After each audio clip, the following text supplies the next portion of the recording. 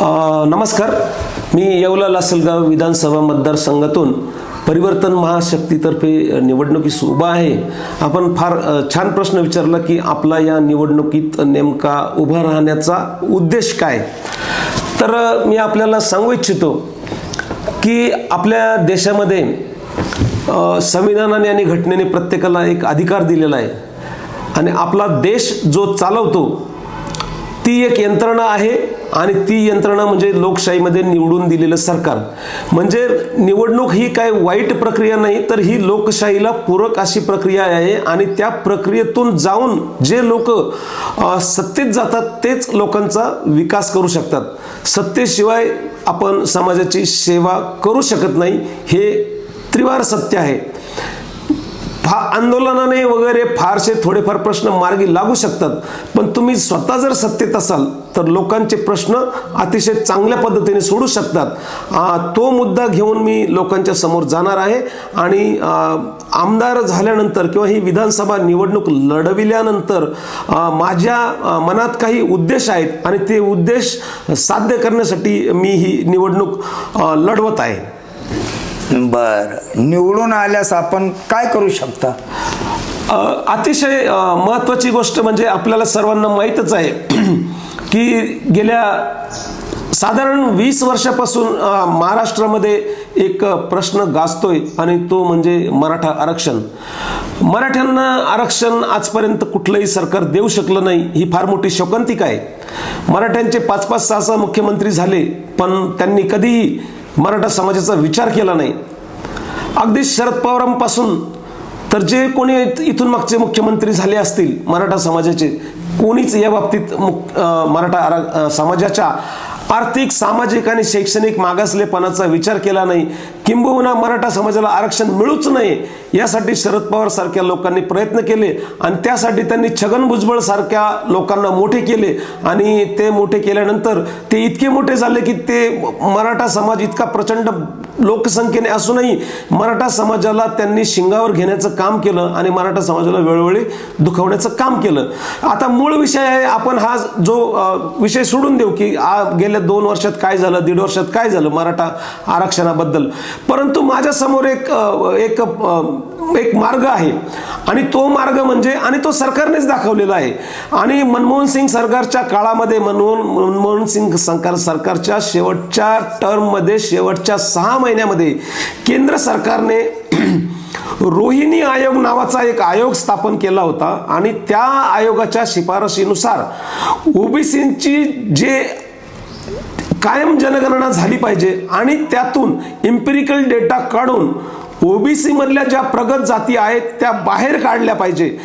माझं तर असं स्पष्ट मत आहे की अगदी कोणत्याही समाज असो ओबीसी मधला, त्यातील प्रगत जाती बाहेर काढून नव्याने मागास होणाऱ्या जातींचा सर्वे करून त्या जातींना आरक्षणात समावेश केला पाहिजे. आणि महाराष्ट्राने आत्ताच एक मोठा सर्वे केला.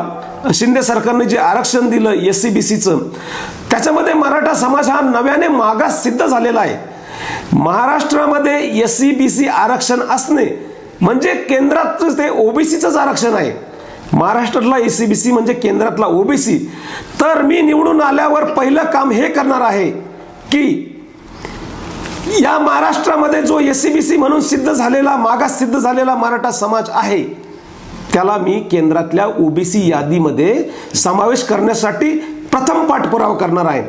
त्यामुळे आपला 50% प्रश्न इथे सुटतो. त्यानंतर जो राहिलेला जो प्रश्न आहे मराठवाड्यातील मराठ्यांसाठी हैदराबाद गॅजेट लागू करण्याचा, हा विषय सुद्धा अतिशय साधा आहे, सोपा आहे. किंबहुना तो इथून मागेच सुटला होता, परंतु तो न सोडवण्यासाठी काही राजकारणी लोकांनी आणि काही समाजसेवी लोकांनी पण एकत्र येऊन याला विरोध केला आणि मराठवाड्यातील मराठ्यांना उपाशी ठेवण्याचं पाप या महाराष्ट्रातील राजकारण्यांनी केलं आहे. तो हा एक विषय आहे जो मी मराठा आरक्षणावर करणार आहे. त्यानंतर माझे मायक्रो ओबीसींना न्याय देण्यासाठी सुद्धा विशेष प्रयत्न असणार आहे. आपल्याला माहीतच आहे की या महाराष्ट्रामध्ये शेतजमीन जी आहे ती बहुतांश शेतजमीन मराठा, धनगर, वंजारी आणि माळी या बहुसंख्यने असलेल्या समाजाकडे आहे. परंतु या महाराष्ट्रामध्ये अतिशय गोरगरीब असलेला मायक्रो ओबीसी आहे, ज्याच्याकडे जमिनीचा एक तुकडाही नाही. अशा लोकांसाठी मी सरकारच्या लँड बँकमधून त्यांना किमान 1 एकर जमीन मिळावी यासाठी विशेष प्रयत्न करणार आहे आणि मी ती जमीन मिळवून देणार आहे. हा माझा समाजाच्या दृष्टीने हा एक विकासाचा जो पाऊल आहे ते माझं एक पडणार आहे आणि त्यासाठी मी अहोरात्र प्रयत्न करणार आहे. त्यानंतर माझे समाजाच्या विकासासाठी आणि मतदारसंघाच्या विकासासाठी सुद्धा अनेक संकल्पना आहेत. त्या संकल्पनेपैकी एक साधी संकल्पना अशी आहे की आज आपण बघतो की तंत्रज्ञानाचे युग आहे आणि या तंत्रज्ञानाच्या युगामध्ये प्रत्येक जण स्मार्ट झाला पाहिजे आणि ते स्मार्ट होण्यासाठी त्याच्यासाठी आधुनिक साहित्य उपलब्ध असले पाहिजे. तर माझा असा मानस आहे आणि माझी अशी प्रयत्न असतील की 12वी मध्ये शिकणाऱ्या प्रत्येक विद्यार्थ्याला आपण लॅपटॉप कसा दिला जाईल, मग ती शासकीय योजना असो वा कॉर्पोरेट सोशल रिस्पॉन्सिबिलिटी म्हणजे CSR मधून दिलेला फंड असो, यातून मी मुलांना लॅपटॉप आणि स्मार्टफोन उपलब्ध करून देण्याचा प्रयत्न करणार आहे. त्यानंतर माझा दुसरा प्रयत्न असा असणार आहे की जे तांत्रिक शिक्षणाच्या सोयी ज्या आहेत, तांत्रिक शिक्षणाच्या ज्या केंद्रीय प्रवेश पद्धतीमधून जी मुलं ॲडमिशन घेतात त्या मुलांसाठी मी 100% मोफत शिक्षणासाठी सरकारकडे पाठपुरावा करणार आहे. अलीकडच्या काळात शिंदे सरकारने मुलींसाठी मोफत शिक्षण केले आहे, परंतु माझा असा प्रयत्न असेल की ते मुलांसाठी 100% शिक्षण मोफत झाले पाहिजे. त्यानंतर माझा दुसरा असा प्रयत्न आहे की आपल्या देशामध्ये काही बाबतीमध्ये आपण मागे पडतो. आपल्या देशामध्ये संशोधनात्मक शिक्षण दिलं जात नाही. तर मला उदाहरण सांगायला आवडेल तुम्हाला की माझी मुलगी आत्ता अमेरिकेमधील शिकागो येथे इलिनॉय विद्यापीठामध्ये संशोधन करत आहे. तर तेथील विद्यापीठांचा उद्देश एक असतो, ते पुस्तकी शिक्षण देत नाहीत, ते तुम्हाला संशोधन करण्यास प्रवृत्त करतात. तर भविष्यामध्ये असे संशोधनात्मक विद्यापीठ जर एखादं आपल्या परिसरात उभारता आलं तर त्यासाठी माझा प्रयत्न असेल आणि ते विद्यापीठ उभारण्यासाठी मी परदेशातील, मग युरोप असेल, अमेरिका असेल, तिथल्या विद्यापीठांशी करार करून एक संशोधनात्मक विद्यापीठ आपल्या येवला शहरामध्ये उभारण्याचा प्रयत्न करणार आहे. आता तुमचा अजून एक प्रश्न होता की येवला शहर तर आपलं मागास आहे आणि तो मागास असलेल्या येवला शहरासाठी पिण्याच्या पाण्याचे प्रचंड दुर्भिक्ष आहे. तर मग त्या पाण्याच्या प्रश्नासाठी आपण काय करणार? तर मित्रांनो, पाणी हे अतिशय जीवनावश्यक गोष्ट आहे, हे आपण सर्वजण ज्ञातच आहे आणि पाण्याचे काटेकोर नियोजन करावे लागते. गेली 14 वर्ष मी पाण्याच्या क्षेत्रामध्ये प्रचंड अभ्यास केला आहे आणि त्या दृष्टीने पाण्याच्या विविध योजनांचा मी पाठपुरावा केला आहे. परंतु या अतिशय तोकड्या योजना आहेत आणि मला माहित आहे की एखाद्या शहराचं किंवा एखाद्या गावाचं नियोजन जर करायचं जर असेल तर किमान आपल्याला पुढच्या 40 वर्षांचा विचार करावा लागतो. तर म्हणून मी येत्या 40 वर्षांचा विचार करून त्यानंतरची येवला विधानसभा मतदारसंघाची लोकसंख्या किती असेल त्याचा विचार करून प्रत्येक माणसाला किमान 100 लिटर पाणी दररोज मिळेल अशा पद्धतीने 200 MLD म्हणजे मिलियन लिटर पर डे, म्हणजे प्रति दिवशी प्रति माणसी 100 लिटर असं 200 MLD पाणी मी एका बटनावरती उपलब्ध करून देण्याचा माझा एक आराखडा मी त्यासाठी तयार केला आहे. आणि या आराखड्यानुसार येवल्यातील कोणत्याही बांधवाला एक बादलीभर पाणी सुद्धा साठवून ठेवण्याची गरज पडणार नाही.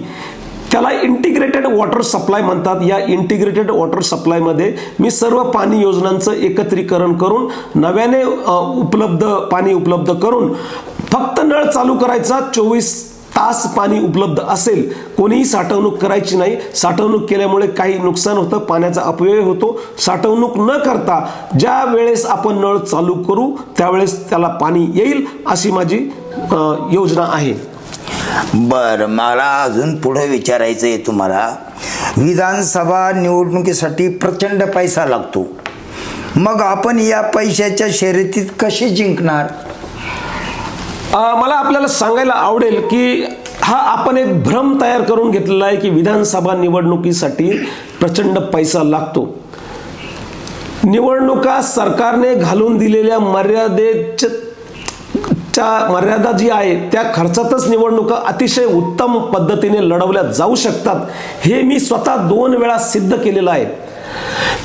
आत्ताच्या निवडणुकीची खर्चाची मर्यादा आहे 40 लाख रुपये, पण मी आपल्याला सांगू शकतो की ही निवडणूक मी फक्त 6 ते 8 लाख रुपयांमध्ये लढणार आहे. सुरुवातीला माझं बजेट फक्त 4 ते 4.5 लाख रुपये होता, परंतु माझ्या काही मित्रांनी मला अजून 2-3 लाख रुपये उसने दिलेले आहेत आणि मी माझ्या घरातील काही सोनं मोडून अजून मी 2 लाख रुपये उपलब्ध केले आहेत. 2 लाख रुपयामध्ये संपूर्ण विधानसभा मतदारसंघामध्ये आपण एक व्यक्ती म्हणून आपलं कार्य म्हणून आपल्याला परिचित करता येतं. जर एवढं जर सोपं आणि इतकं जर असेल तर एखादा कर्तृत्ववान आणि कार्यवान जर माणूस असेल तर त्याला कुठल्याही पैशाची गरज नाही. आपण निवडणुकीत आज आकडे ऐकतो. या विधानसभा निवडणुकीच्या अगोदर अनेक चर्चा या मतदारसंघात होत्या की धनशक्ती उभी राहणार आहे, धनाढ्य लोक उभे राहणार आहे, एका बाजूला प्रचंड मोठं मंत्रिमंडळात स्थान असलेले नेते आहेत आणि मग इथे कोट्यवधींचा उधळण होईल वगैरे वगैरे. आपल्याला त्या फंदात जायचं नाही. आपला मार्ग वेगळा आहे. आपली निवडणूक म्हणजे झिरो बजेट म्हणजे शून्य अपव्यय, म्हणजे थेट मतदाराला 1 रुपया द्यायचा नाही आणि कमीत कमी खर्चामध्ये साधारणतः अशी एकाच कलरची सिंगल पत्रकं अतिशय पातळ कागदावर ज्याच्यावरती लोक साधारणपणे भत्ता मुरमुरे खातात अशी पत्रकं छापून आपण प्रचार करू शकतो आणि तो प्रचार परिणामकारक होऊ शकतो हे आपण लोकांना या निवडणुकीत दाखवून देणार आहोत. आणि त्यासाठी आपण म्हणजेच मला सांगायचं आहे की आपण झिरो बजेटमध्ये जर आपले विचार चांगले असतील, आपलं कार्यकर्तृत्व चांगलं असेल तर आपल्याला कुठल्याही पैशाची गरज नाही आणि जनताही आपल्याकडून पैशाची अपेक्षा ठेवत नाही. किंबहुना आम्हाला आर्थिक मदत लोक करतायत, मित्र करतायत. तर अशा पद्धतीने मी ही निवडणूक झिरो बजेटमध्ये पुढे नेणार आहे. तर मग मला अजून काही तुम्हाला प्रश्न विचारायची इच्छा होतीये. प्रचलित राजकारणाच्या विरोधात जाऊन मी आपल्याला स्वतःला भोंग्याच्या गाडीत प्रचार करताना बघितले, त्याबद्दल काय सांगता? अतिशय उत्तम प्रश्न आपण विचारला. काल मला येवल्यातून खूप फोन आले आणि त्यांनी विचारले की एक अमेरिकेत शिकलेला मुलगा जो अमेरिकेत 8 वर्ष राहिलेला आहे आणि तो स्वतः प्रचाराच्या भोंग्याच्या गाडीत बसून प्रचार करतोय आणि लोकांना त्याचं मत मांडतोय आणि मत परिवर्तन करण्याचा प्रयत्न करतो. ही कदाचित वेगळी घटना आहे. आजपर्यंत आपण विधानसभेच्या निवडणुकीला उभा राहणारा आणि आमदारकीची स्वप्न बघणारा कुठलाही उमेदवार आपण कधी भोंग्याच्या गाडीत बसून स्वतः प्रचार करताना बघितलं नसेल. आणि मी एवढा उच्च शिक्षित असून मला त्यातला कुठलाही कमीपणा वाटत नाही. मला माझे विचार लोकांपर्यंत पोहोचणे, माझं कार्यकर्तृत्व पोहोचणे, माझ्या क्षमता पोहोचणे, माझं पोटेन्शियल काय आहे, या योजना लोकांपर्यंत माझा मानस काय आहे हे पोहोचण्यासाठी मी कोणत्याही प्रकारे कोणत्याही स्तरावर जाऊन लोकांपर्यंत पोहोचण्याचा प्रयत्न करत आहे. त्याचनुसार मी काल भोंग्याच्या गाडीमधून येवले शहरातून प्रचार केला स्वतः बसून. त्यानंतर मी गावोगावी जेव्हा जातो तेव्हा मी तिथल्या कुठल्याही प्रस्थापित गाव पुढाऱ्यांना भेटत नाही. मी गल्लीत सामान्य माणूस, शेतकरी, काम करणारा, कष्टकरी या सर्वांना जाऊन भेटतो आणि त्यांचे मी मार्गदर्शन घेतो. आणि माझ्याकडे काहीच नाही आहे सध्या, मी फक्त लोकांच्या पाया पडत करणार आहे. तर मी आपल्याला नम्रपणे सांगू इच्छितो की मी यासाठी आधीच खूप काही करून ठेवलं आहे. 2012 पासून सातत्याने जे पाणी येवला तालुक्यातील डोंगराळ भागातून गिरणा नदीद्वारे पुढे तापीला जातं आणि तापी नदीतून ते अरबी समुद्राला जाऊन मिळते, ते पाणी अडवण्याचा आपण प्रयत्न केलेला आहे. त्याबद्दलच्या ते सर्व ज्या नद्या नाल्या आहेत तिकडच्या त्या म्हणजे त्यातील एक प्रकल्प असा आहे की देवनाचा सिंचन प्रकल्प. तिथे मण्याड नदीला जाणाऱ्या 9 ते 10 दऱ्या एकत्र येऊन मिळतात. अशा ठिकाणी आपण 67 दशलक्ष फुटाचं एक धरणासाठी पाठपुरावा केला, जो गेली 12 वर्षे सातत्याने चालू आहे. त्याला 27 कोटी रुपयाची प्रशासकीय मान्यता मिळून वन खात्याची जमीन सुद्धा महाराष्ट्र शासनाकडे वर्ग झाली आहे आणि लवकरच त्याचे काम सुरू होणार आहे.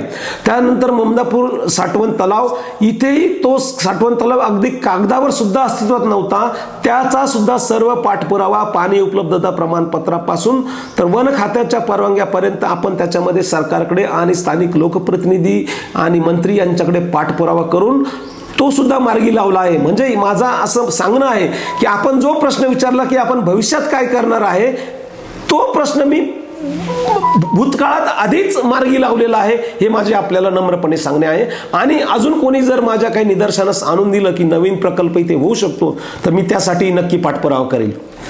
ठीक आहे, तुम्ही सगळ्या प्रश्नाची योग्य उत्तरं दिले त्याबद्दल मी तुम्हाला धन्यवाद देतो. अजून मला एक म्हणायचं आहे का तुम्ही जेवढे काही हे प्रश्नाचे उत्तरं दिले ते अगदी समाजापर्यंत पोहोचतील आणि समाज ते ऐकून आणि खुशबी होईल. आणि तुमची मत मागण्याची एक महत्त्वाची गोष्ट माझ्या लक्षात आली आणि ती फार महत्त्वाची का तुम्ही म्हणता मी दोन्ही हात तिसरं मस्तक जोडून मत मागतो, याच्यापेक्षा माझ्याकडे दुसरी लालूच देण्याची काही आमिष देण्याची इच्छा नाही, माझी कुवत पण नाही. अगदी बरोबर. माझ्याकडे मतदारांना थेट मतदारांना देण्यासाठी काही नाहीये. खूप मतदार म्हणजे काही म्हणजे असे भावनिक प्रसंग असे घडले की वेळ येते की जेव्हा मी उमेदवार म्हणून फिरतो तेव्हा काही गरीब छोटे छोटे लोक जवळ येतात. मी त्यांच्या अपेक्षा समजू शकतो, परंतु मला कोणाला पैसे देऊन त्यांना कमी समजवायचं नाही किंवा त्यांच्या मनात न्यूनगंड निर्माण होईल अशी भावना निर्माण करायची नाही. म्हणून पैसा हा विषयच आपल्यासाठी एकदम न्यून आहे आणि त्या न्यूनगंड निर्माण करणाऱ्या मार्गाला आपलं जायचं नाही. लोकांच्या मनात स्वाभिमान जागृत करायचा आहे आणि त्यासाठी मी कोणत्याही थेट मतदाराला 1 रुपया देऊ शकणार नाही. किंबहुना प्रचारावर जो खर्च करायचा होता तो मी आधीच करून बसलो आहे आणि निवडणुकीचा प्रचार संपल्यानंतर माझाही प्रचार संपणार आहे. इतर उमेदवाराचा प्रचार त्यानंतर सुरू होतो. तो कसा होतो तो तुम्हाला सर्वांना माहीत आहे, मला त्याच्या खोलात जायचं नाही. परंतु मी सुज्ञ मतदारांना सांगू शकतो की मित्र हो, यावेळेस तरी आपण कृपया चूक करू नका, कुठल्याही आमिषाला बळी पडू नका. तुम्हाला मिळालेले 1000-500 रुपये कुठल्याही बाबतीत तुम्हाला पुरणार नाहीत. त्यामुळं आपलं मत विकू नका, आपला आत्माभिमान विकू नका, आपला स्वाभिमान विकू नका. आपण गौरवाने राहा, आपला आत्माभिमान जागृत ठेवा, तरच तुम्हाला या लोकांना प्रश्न विचारता येतील. नाहीतर आपण आहे तसेच राहू. एवढेच मी सांगतो. ठीक.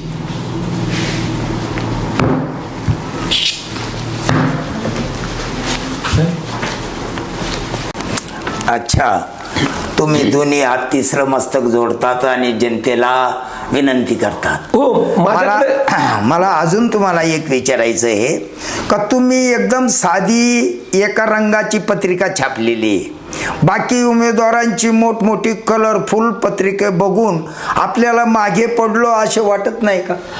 अजिबात नाही. जरी ही माझी पत्रिका जी आहे म्हणजे प्रचार पत्रिका ही एक रंगाची जरी असली आणि साध्या मुरमुऱ्याच्या बत्ता खाण्याच्या कागदावरची जरी असली तरी मला या प्रचारात मी मागे पडल्यासारखं वाटत नाही. कारण तुम्हाला एखादं प्रचारपत्रक छापायला तुमच्याकडे फक्त पैसे आहेत म्हणून तुम्ही काही छापू शकता, परंतु तुमच्या कार्यकर्तृत्वावर, तुमच्या म्हणण्यावर आणि फक्त हे छापलंय भारी म्हणून त्याच्यावर लोक विश्वास ठेवतीलच अशी काही परिस्थिती राहिलेली नाही. जनता खूप सुज्ञ झालेली आहे. त्यांना माहिती आहे की आपल्याला काय करायचं काय नाही करायचं. फक्त एकच प्रयत्न आपला असला पाहिजे की आपण आपले विचार आणि आपलं कार्यकर्तृत्व लोकांपर्यंत घेऊन गेलं पाहिजे. त्यानुसार मला अजिबात वाटत नाही की कोणी कितीही खर्च करू द्या, मी कुठल्याही पद्धतीने प्रचारात मागे नाही. किंबहुना मी सर्व 7ही गटामध्ये माझी एक प्रचार फेरी पूर्ण झाली आहे. मी लोकांपर्यंत पोहोचलो आहे आणि अतिशय चांगल्या पद्धतीने मी लढत देत आहे. ठीक आहे. बरं, झिरो बजेट निवडणुकीची संकल्पना काय आहे? हां, तर आपण थोड्या वेळापूर्वी मी सांगितलं होतं की ही निवडणूक मी झिरो बजेटमध्ये लढवणार आहे. तर झिरो बजेट या संकल्पनेचा अर्थ असा आहे की एकदमच 1 रुपया पण खर्च करायचा नाही असं नाही, परंतु सरकारने घालून दिलेल्या मर्यादेत खर्च करायचा. म्हणजे या सरकारने जर 40 लाखाची जर आपल्याला मर्यादा दिली आहे तर 40 लाखच खर्च करायचा. तर मी त्याच्याही पुढे जाऊन सांगतो की मी निवडणूक 40 लाख नव्हे तर त्याच्या 1/5 भाग म्हणजे फक्त 8 लाखामध्ये माझा संपूर्ण प्रचार करणार आहे. आणि आज मी खर्च करत असलेल्या 8 लाखापैकी 6 लाख रुपये आधीच खर्च झालेले आहेत. त्यासाठी मी घरातील काही सोनं नाणं यांचा सुद्धा त्याग करून लोकांपर्यंत फक्त आपला विचार जावा यासाठी प्रयत्न केलेला आहे. आणि अशा पद्धतीने जर आपण कमी पैशात निवडणुका लढू शकलो तर भविष्यामध्ये येणारी जी पिढी आहे त्यांना निवडणुका महाग झाल्या असं वाटणार नाही.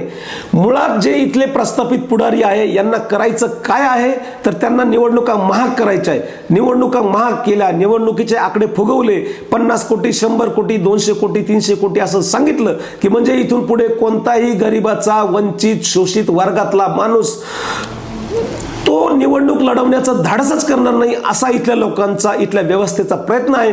आणि तो व्यवस्थेचा प्रयत्न हाणून पाडण्यासाठी आपण कमी खर्चामध्ये निवडणूक कशी लढवली जाते याचं एक मॉडेल म्हणून झिरो बजेट ही निवडणूक संकल्पना राबवत आहोत. अरे वा, अगदी तुम्ही बरोबर बोलता. परंतु अजून मला बोलायचं आहे की येवल्याच्या विकासासाठी तुमच्या भावी योजना काय आहेत? आता आपण विकासाच्या मुद्द्यावर येऊया. तर मी मागाशीच आपल्याला सांगितलं की एखादं तांत्रिक तंत्रकौशल्यावर संशोधनात्मक विद्यापीठाबरोबर आपण करार करून त्याची संशोधनात्मक संस्था इथं आणू शकतो. ती शिक्षण क्षेत्रातलं झालं. पाण्याच्या क्षेत्रामध्ये सुद्धा मी आपल्याला सांगितलं की 24 तास नळाला पाणी येईल अशा प्रकारचे प्रोजेक्ट आपण आणू शकतो. त्यानंतर येवला शहरामध्ये एक सर्वोपचार रुग्णालय म्हणजे जिथं अगदी अवयव प्रत्यारोपण करता येईल, किडनी प्रत्यारोपण करता येईल, लिव्हर प्रत्यारोपण करता येईल अशा प्रकारचं मोठं हॉस्पिटल आपण या येवले शहरामध्ये उभारू शकतो. आणि एखादी एअर ॲम्ब्युलन्स म्हणजे ज्याला आपण अगदी तातडीच्या क्षणी जर एखाद्या पेशंटला मुंबईला जर न्यायचं असेल तर त्याच्यासाठी एअर ॲम्ब्युलन्स म्हणजे हेलिकॉप्टरने पेशंटला मुंबईला नेता येऊ शकेल यासाठी काय योजना राबवता येईल तो सुद्धा आपण प्रयत्न करणार आहोत. हे झालं छोट्या छोट्या गोष्टींबद्दल. परंतु संपूर्ण येवला तालुका दुष्काळी आहे आणि दुष्काळी येवला तालुक्याला पाण्याचा प्रचंड दुर्भिक्ष आहे. 70% तालुक्याला सिंचनाची कुठलीही सुविधा नाही. पालखेडचं पाणी सोडल्यास येवल्यात पाणी येत नाही. पालखेडचं पाणी फक्त मर्यादित भागात येतं, 30% भागात येतं, ते सुद्धा सध्या कमी झालेलं आहे. तर याच्यावरती माझा उत्तर असं आहे की गेली 14 वर्ष मी जलहक्क संघर्ष समिती नाशिक या माध्यमातून नार पार गिरणा हा जो नदीजोड प्रकल्प आहे तर त्या प्रकल्पासाठी सुद्धा मी पाठपुरावा करत आहे. त्यासाठी शासनाकडे गुजरातला जे पाणी जाणार आहे त्याची मी अगदी 2014 सालीच त्याचा प्रस्ताव दिला होता. आणि त्यात मार्गे समजा नार पार नदीचे पाणी म्हणजे पार गोदावरी लिंक आणि नार गिरणा लिंक हे जे प्रोजेक्ट आहेत या दोन्ही प्रोजेक्टमधून येवला तालुक्यासाठी किमान 9 TMC म्हणजे 1000 मिलियन क्युबिक मीटर पाणी, TMC पाणी, 9 TMC पाणी म्हणजे एका TMC मध्ये 1000 दशलक्ष घनफूट पाणी, इतकं पाणी आपण येवल्यासाठी राखीव करू शकतो. आणि ते पाणी आपण उच्चस्तरीय कालवा म्हणजे हाय रायझिंग कालवा अगदी येवला तालुक्याच्या एकदम उत्तर भागातून अंधे डोंगराच्या रांगेने उच्च स्तरावरून तो आपण अतिशय मोठ्या पिलरवरती उभा राहिलेला संपूर्ण सिमेंट कॉन्क्रीटचा एक्सप्रेस कालवा आणू शकतो. आणि तो उंचीवर असल्यामुळे संपूर्ण ग्रॅव्हिटीने पाणी ते येवला तालुक्यातील सर्व दुष्काळी भागात फिरवू शकतो असं माझं नियोजन आहे. आणि या ग्रॅव्हिटीतून फिरवलेल्या पाण्यामधून आपण ठिबक सिंचनावर चालणारे जे काही गोष्टी आहेत म्हणजे फुलशेतीला ठिबक सिंचन म्हणजे मर्यादित पाणी लागतं, त्या योग्य प्रमाणात पाणी लागतं. आणि त्या योग्य प्रमाणात पाणी देण्यासाठी फळबागा आणि फुलबागा म्हणजे निर्यातक्षम फुलं जे आपण युरोप, अमेरिका किंवा दुबईला पाठवू शकू अशा फुलबागा विकसित करण्याचा माझा या डोंगर पट्ट्यामध्ये विचार आहे आणि त्यासाठी माझे प्रयत्न असणार आहेत. मला अजून एक प्रश्न विचारायचा आहे का आपल्या येवल्या तालुक्याचा उत्तर आणि पूर्व भाग जो आहे तो गेल्या पिढ्यापासून कोरडाचे, त्या ठिकाणचे जे शेतकरी आहे ते इतके काही त्रासतात की त्यांना पाणी म्हणता वेळेवर पाणी मिळत नाही, शेतीला पाणी मिळत नाही. त्या ठिकाणची जी कोरडू शेती आहे ती ओलिताखाली आणण्याकरता तुम्ही काय करू शकता? आपण खूप चांगला प्रश्न विचारला. उत्तर पूर्व भागातील असा जो भाग आहे डोंगराळ भाग की जिथे कुठल्याही प्रकारचं कालव्याचं पाणीच जाऊ शकत नाही, तो उंचावरचा भाग आहे, खडकाळ भाग आहे. खडकाळ भागातलं पाणी वाहून जातं. परंतु मी आपल्याला नम्रपणे सांगू इच्छितो, आपण मला पुढचे भविष्यातले प्लॅन विचारले की तुम्ही यासाठी काय करणार आहे, तर मी आपल्याला नम्रपणे सांगू इच्छितो की मी यासाठी पूर्णत्वास नेण्यासाठी कटिबद्ध असेल. मी आपण मतदारांना कळकळीची नम्र विनंती करतो की कुठल्याही आमिषाला बळी न करता, कुठल्याही दबावाला बळी न पडता, कुठल्याही भूलथापांना बळी न पडता केवळ आणि केवळ भुजबळांना पडायचं म्हणून एखाद्या दुसऱ्याच योग्य नसलेल्या व्यक्तीस जर आपण निवडून देणार असाल तर कदाचित आपले नुकसान झालेले असेल.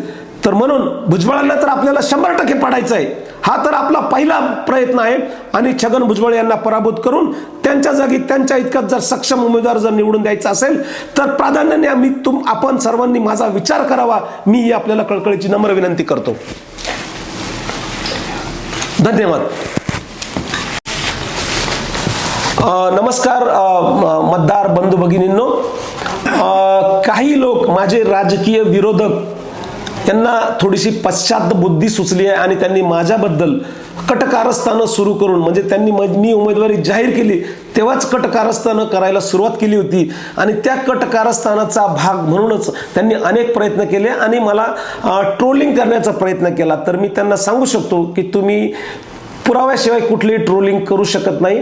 करत असाल तर चुकीचं आहे. ते आचारसंहिता भंग त्याने होऊ शकतो. मला ट्रोलिंग करून जर तुम्ही निवडून जरी आला तरी मी तुमची निवडणूक रद्द करू शकतो, हे आपण लक्षात घ्यावे. त्यासाठीचे सर्व पुरावे मी गोळा केले आहेत. पहिली गोष्ट, येवला तालुक्यातील काही प्रस्थापित पुढारी मोठ्या पक्षांचे त्यांनी एक गैरसमज पसरवण्याचा प्रयत्न केला आहे की मी परिवर्तन महाशक्तीचा उमेदवार नाही. तर मी आपल्याला सांगू शकतो की माझ्या गळ्यात जे आयडेंटिटी कार्ड आहे, जे भारताच्या निवडणूक आयोगाने दिलेलं आहे, भारताच्या निवडणूक आयोगाने जे कार्ड दिलेलं आहे त्या कार्ड आपण बघू शकता, त्याच्यावरती परिवर्तन महाशक्ती लिहिलेलं आहे. आता परिवर्तन महाशक्ती हा काही पक्ष नाही. परिवर्तन महाशक्ती ही एक आघाडी आहे आणि आघाडीला स्वतःचं असं कोणतंही चिन्ह नसतं. आघाडीतले पक्ष स्वतंत्रपणे लढत असतात आणि त्यांना त्यांचा एबी फॉर्म असतो किंवा नसतो. या परिवर्तन महाशक्तीमध्ये अनेक छोटे छोटे पक्ष आणि संघटना आहेत. काही पक्ष नोंदणीकृत आहेत, काही अनोंदणीकृत आहेत, काहींना फक्त नाव आहे, काहींना अजिबात नाव सुद्धा नाही. म्हणजे शेतकरी संघटना, त्याच्यामध्ये स्वतंत्र भारत पक्ष याला चिन्हच नाहीये. त्याच्यानंतर वामनराव चटप यांची संघटना, त्याला चिन्हच नाहीये. राजरत्न आंबेडकर यांना चिन्हच नाहीये. बच्चू कडूंना जरी चिन्ह जरी असेल त्यांना, पण ते राखीव ठेवलेलं नाहीये. म्हणजे बच्चू कडूंचं जे बॅट हे चिन्ह आहे ते येवल्यात अपक्षाला दिलेलं आहे. त्यानंतर तशाच प्रकारे राजू शेट्टी यांची जे चिन्ह आहे शिट्टी, ते नांदगावमध्ये अपक्षाला दिलेलं आहे. नांदगावमध्ये स्वराज या पक्षातर्फे उभा राहिलेल्या मतदाराला वेगळं चिन्ह मिळालेलं आहे.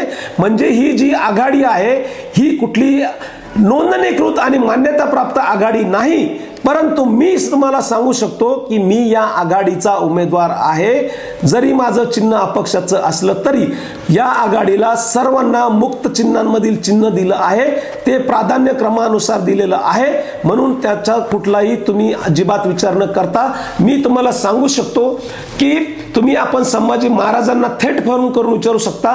संभाजी महाराजांनी मला आश्वासन दिलेलं आहे, बच्चू कडूंनी आश्वासन दिलेलं आहे, राजू शेट्टींनी आश्वासन दिलेलं आहे. ही निवडणूक जर चांगल्या पद्धतीने लढवल्यास आणि आम्हाला वेळ मिळाल्यास, आमच्या मागेही पण आमचे वेगवेगळे आम्ही उभे केलेले उमेदवार आहे, परंतु एक परिवर्तन महाशक्तीचा उमेदवार म्हणून आम्ही तुझ्यासाठी कमीत कमी एखादी सभा घेऊ.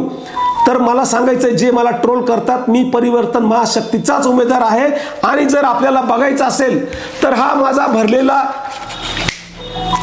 भरलेला पक्षाचा फॉर्म त्याच्यावरती लिहिलेला आहे, पक्षाचा फॉर्म आणि मुक्त चिन्हातील मागितलेले चिन्ह, पक्षाच्या नावाने भरलेला फॉर्म, परंतु त्याच्यातून मुक्त चिन्हातील मागितलेले चिन्ह, हा माझा भरलेला फॉर्म तुम्ही बघून घ्या. हा फॉर्म मी सबमिट केला होता.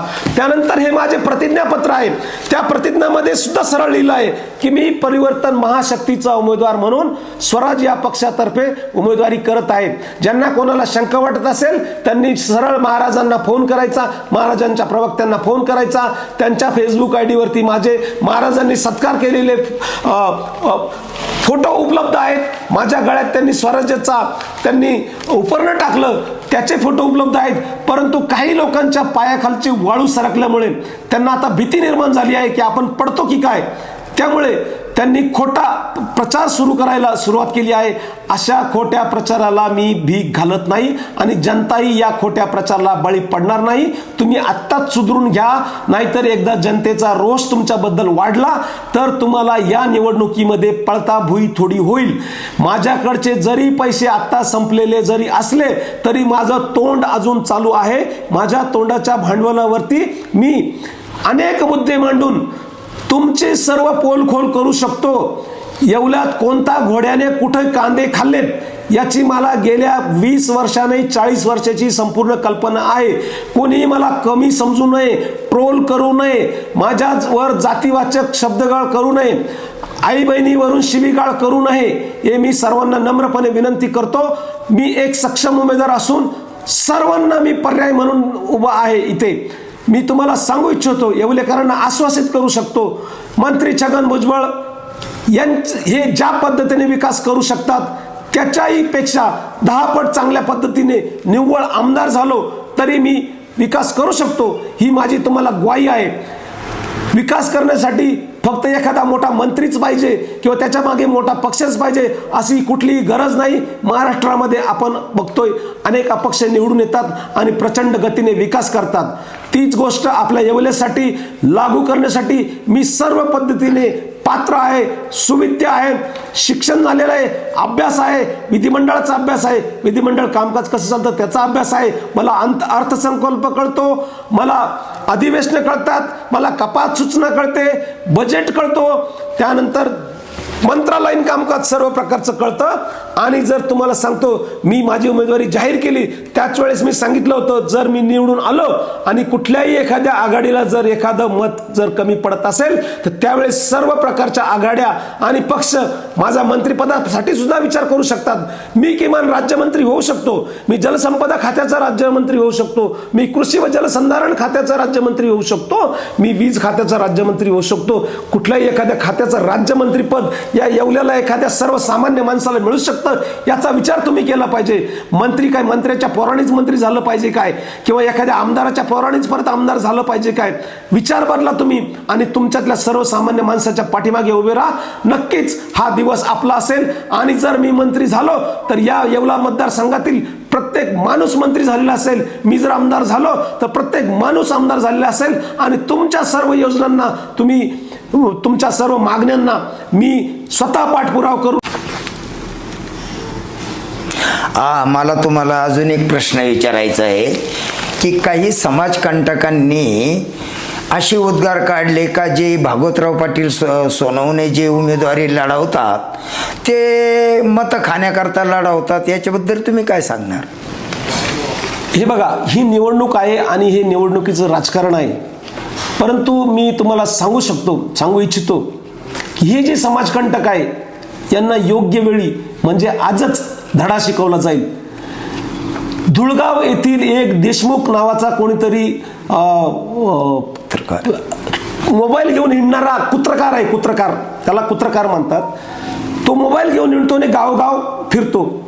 त्याच्याकडे कुठल्याही पद्धतीचा बातमी संकलनाचा परवाना नाही. तो गावगाव जातीचे लोक एकत्रित करतो आणि जातीमध्ये भांडणं लावतो. मला असं ऐकायला आलं की तो माझ्याबद्दल अपप्रचार करतोय, तर त्याच्यावर आजच पोलीस कारवाई होणार आहे. निवडणूक आयोगाकडून त्याच्यावर गावगाव फिरण्यास बंदी होणार आहे. असा प्रकार कोणीही केल्यास इथून पुढे त्याला योग्य तो धडा शिकवला जाईल.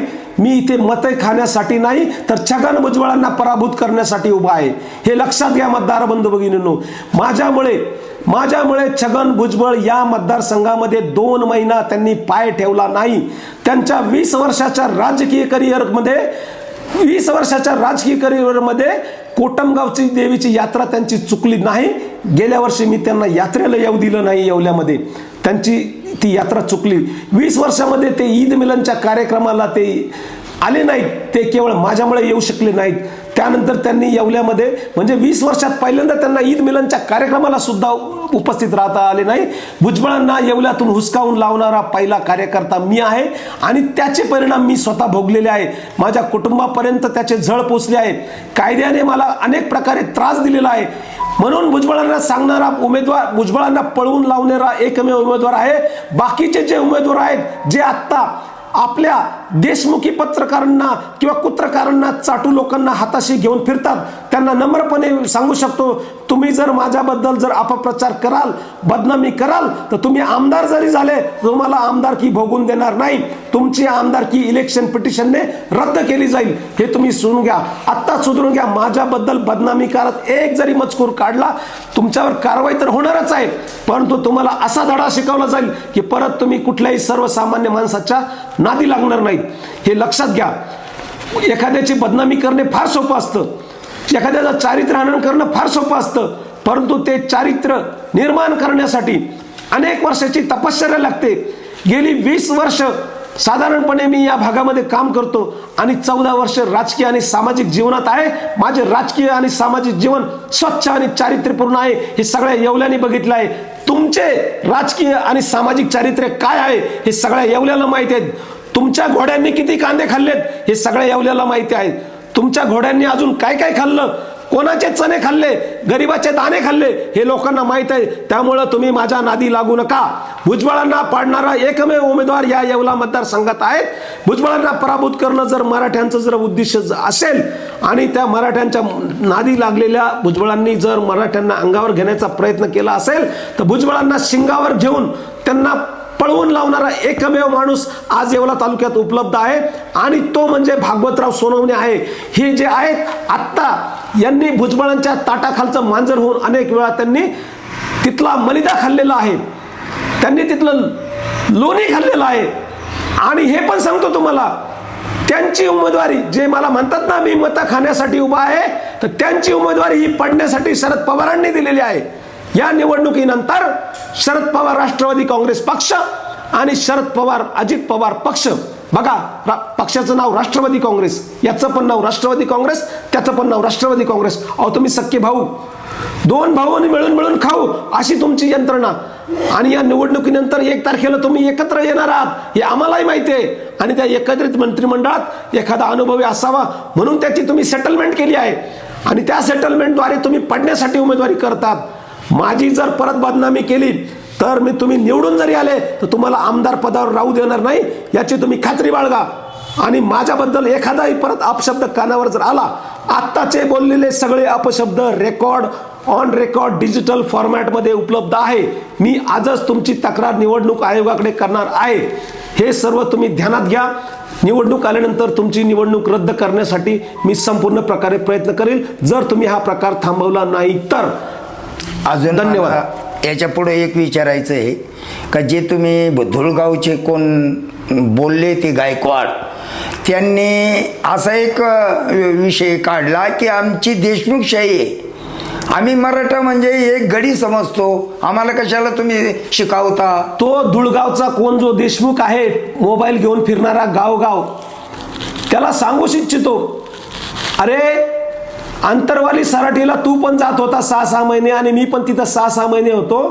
तुझ्याकडे रुपया नसायचा खिशामध्ये, तुझ्या गुगल पे आणि फोन पेवर मी पैसे ट्रान्सफर करायचो तुला तिथं राहता यावं म्हणून. तुला मी माझ्या घरून पुण्याहून आणलेले डबे खाऊ घातले 4-4 दिवस आणि तू माझ्याबद्दल खोटा प्रचार करतो. लाज वाटली पाहिजे तुला. मी तुला खाऊ घातलं 4-4 महिने, जेव्हा जेव्हा उपोषण असेल तेव्हा मी तुला खाऊ घातलं माझ्या पैशांनी. तू गरीब वाटत होता, मला वाटलं तू आरक्षणासाठी लढतोय. अरे तू तुझ्या उमेदवारासाठी, त्या देशमुखशाहीसाठी प्रयत्न करत होता आणि आत्ताही गावोगाव जाऊन तू देशमुखशाहीसाठी प्रयत्न करतोय आणि माझ्याबद्दल अपप्रचार करतोय. लाज वाटली पाहिजे तुम्हाला. मराठे इतके साधे बोळे नाहीत. तुला तर धडा शिकवणारच, पण तुझे कोण जे हे सांगणारे आहेत पित्ते, त्यांनाही धडा शिकवणार. लक्षात घे धुळगावच्या देशमुखा. गडी समजतो आणि तुम्ही आम्हाला घरगडी समजतात काय? देशमुख मराठे म्हणजे काय? देशमुखांचे घरगडी काय? घरगडी बोलला तू आम्हाला, घरगडी बोलला मराठ्यांना. लाज वाटली पाहिजे तुला. तू आम्हाला, तुम्ही राजा असाल तुमच्या घरचे. राजा फक्त एका राज्याला एकच राजा असतो, पण सैनिक हजारो असतात. या येवल्यामध्ये फक्त 4000 राजे आहेत आणि सैनिक आहेत 1,31,000. हे सैनिक जेव्हा पेटून उठतील ना, तुमची राजेशाही